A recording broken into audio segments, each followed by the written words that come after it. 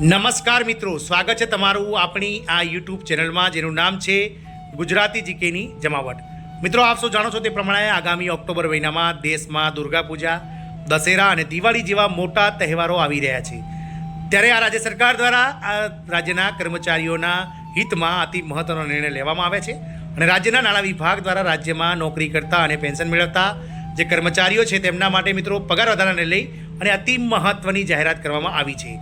જાણીશું મિત્રો એ પણ કે આ રાજ્ય સરકાર દ્વારા આગામી જે દિવાળી પહેલાં જે છે તે કર્મચારીઓને મોટી ભેટ મળવા જઈ રહી છે। સાથે જ મિત્રો 30મી જૂન અને 1 જાન્યુઆરી જે છે તે 31 ડિસેમ્બરે જે મળનાર નેશનલ ઇન્ક્રીમેન્ટ છે તેને લઈને પણ અગત્યની જાહેરાત કરવામાં આવી છે। જાણીએ વિડીયો વિગતવાર કઈ રાજ્ય સરકાર દ્વારા તેના કર્મચારીઓ માટે અતિ મહત્વના લાભ આ દિવાળીના તહેવારમાં પહેલાં બોનસ રૂપે જાહેર કરવામાં આવે છે તેને લઈને આજના વિડીયોમાં વિગતવાર ચર્ચા કરીએ। તો વિડીયોના અંત સુધી બન્યા રહેશો અને જો ચેનલમાં તમે નવા હોય તો અમારી ચેનલને તમે સબસ્ક્રાઇબ કરી બાજુમાં રહેલું બેલ આઇકોન દબાવીને ઓલ નોટિફિકેશન ઓન કરી લો, જેથી કરીને ચેનલ પર મૂકવામાં આવતા વિવિધ ભરતીઓના નોટિફિકેશન, વિવિધ ભરતીઓના પરિણામ, જીકેના વિડીયોઝ અને સરકારી કર્મચારી પેન્શનર્સ યોજનાઓને લગતા પરિપત્રો તમને સરળતાથી ચેનલના માધ્યમથી ઉપલબ્ધ થઈ જાય।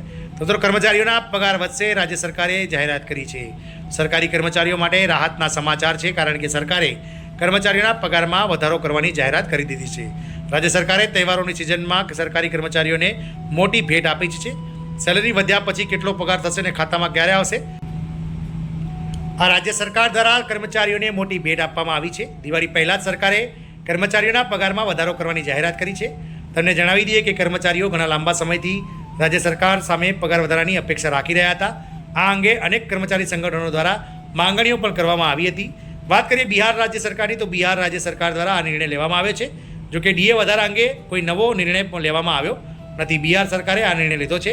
આ વખતે તહેવારોની સિઝનમાં બિહારના સરકારી કર્મચારીઓ માટે રાહતના સમાચાર છે। બિહારના સીએમ નીતિશ કુમારે દુર્ગા પૂજા અને આગામી સમયમાં દિવાળી પહેલાં કર્મચારીઓના હિતમાં મોટો નિર્ણય લીધો છે। માહિતી અનુસાર રાજ્ય સરકાર 30મી જૂન અને 31મી ડિસેમ્બરના રોજ નિવૃત્ત થનાર કર્મચારીઓને પગાર વધારા જે છે તેનો લાભ આપવા જઈ રહ્યા છે। નિવૃત્તિ લાભોની ગણતરીમાં સુધારો કરે છે। આ સંદર્ભમાં બિહાર સરકારના નાણાં વિભાગના સચિવે સૂચનાઓ જારી કરી છે।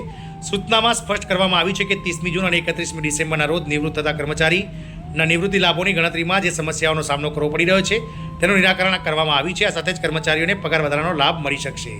તેના આધારે પગાર ગણવામાં વધારો કરવામાં આવશે। સૂચનાઓ મુજબ નિવૃત્તિ લાભોની ગણતરી કાલ્પનિક વધારાના અપડેટના આધારે કરવામાં આવશે। આ સાથે કર્મચારીઓને 1 જુલાઈ અને 1 જાન્યુઆરીના પગાર વધારાનો લાભ મળી શકશે।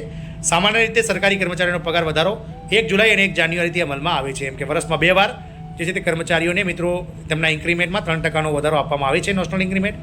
જેઓની જે જોઈનિંગ ડેટ છે મિત્રો 1 જાન્યુઆરીથી લઈ અને 30 જૂન સુધીની હોય છે તેમને 1 જાન્યુઆરીએ અને 1 જુલાઈથી લઈને 31 ડિસેમ્બર સુધી જે સેવામાં જોડાયેલા કર્મચારી હોય છે જેમની જોઈનિંગ ડેટ તેઓને 1 જુલાઈના રોજ મિત્રો આ ઇન્ક્રીમેન્ટ મળવા પાત્ર થતા હોય છે। આવી સ્થિતિમાં 30મી જૂન અને 31મી ડિસેમ્બરના રોજ નિવૃત્ત થતા કર્મચારીઓને લાભોની ગણતરીના ઘણી સમસ્યાઓ ઊભી થાય છે। આ સમસ્યાઓનું નિરાકરણ કરવામાં આવ્યું છે। બિહાર રાજ્યના નાણાં વિભાગે કર્મચારીઓને કાલ્પનિક પગાર વધારો આપવાનો નિર્ણય કર્યો છે। આ સાથે જ પેન્શનરોને 1 જુલાઈ અને 1 જાન્યુઆરીના રોજ પણ પગાર વધારાનો લાભ મળશે। આમ બિહાર સરકાર દ્વારા હાલમાં કર્મચારીઓના જે પેન્શનમાં સુધારો કરી અને કાલ્પનિક જે ઇન્ક્રીમેન્ટ છે તેના સાથેનું પેન્શન જાહેર કરવામાં આવ્યું છે। આશા રાખીશું કે અન્ય રાજ્ય સરકારો પણ બિહાર રાજ્ય સરકારની જેમ તેમના કર્મચારીઓ માટે આવા જે છે તે મિત્રો લાભદાયક નિર્ણયો લે તેવી આશા છે। જય હિન્દ, અસ્તુ।